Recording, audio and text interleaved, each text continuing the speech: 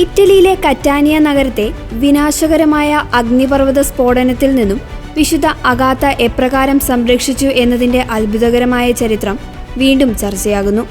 3-ാം നൂറ്റാണ്ടിൽ ക്രിസ്തുവിശ്വാസത്തെ പ്രതി അതിക്രൂരമായ പീഡനങ്ങൾ ഏറ്റുവാങ്ങി രക്തസാക്ഷിത്വം വരിച്ച വിശുദ്ധ അഗാത്തയുടെ മാധ്യസ്ഥം ഇന്നും അഗ്നിപർവ്വത സ്ഫോടനങ്ങളിൽ നിന്നും സംരക്ഷണം ലഭിക്കാൻ വിശ്വാസികൾ തേടുന്നു. വിശുദ്ധ അഗാത്തയുടെ മരണത്തിന് കൃത്യം 1 വർഷം തികഞ്ഞ ദിവസം കറ്റാനിയ നഗരത്തിന് മുകളിലുള്ള മൗണ്ട് എറ്റേന എന്ന അഗ്നിപർവ്വതം പൊട്ടിത്തെറിക്കുകയും ഉരുകിയ ലാവ നഗരത്തിലേക്ക് ഒഴുകിയെത്തുകയും ചെയ്തു. ഭയചകിതരായ ജനങ്ങൾ വിശുദ്ധയുടെ കല്ലറയിൽ വിരിച്ചിരുന്ന ശിരോവസ്ത്രമെടുത്ത് ലാവ ഒഴുകി വരുന്ന പാതയിൽ കാണിക്കുകയും ചെയ്തു.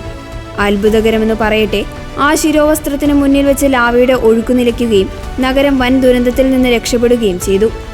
കന്യകാത്വവും ക്രിസ്തുവിശ്വാസവും ഉപേക്ഷിക്കാൻ തയ്യാറാവാത്തതിനെ തുടർന്ന് ക്രൂരമായി പീഡിപ്പിക്കപ്പെട്ടാണ് വിശുദ്ധ അഗാത്ത കൊല്ലപ്പെട്ടത്. മരണശേഷവും തൻ്റെ നഗരത്തെ കാത്തു സംരക്ഷിച്ച കാവലാളായി വിശുദ്ധ മാറി. കത്തോലിക്ക സഭ ഫെബ്രുവരി 5-നാണ് വിശുദ്ധയുടെ തിരുനാൾ ആഘോഷിക്കുന്നത്. ഈ അത്ഭുത സംഭവത്തിനു ശേഷം അഗ്നിപർവ്വത സ്ഫോടനങ്ങൾ, തീപിടുത്തം എന്നിവയിൽ നിന്നും സംരക്ഷണം നൽകുന്ന മധ്യസ്ഥയായി വിശുദ്ധ അഗാത്ത അറിയപ്പെടാൻ തുടങ്ങി.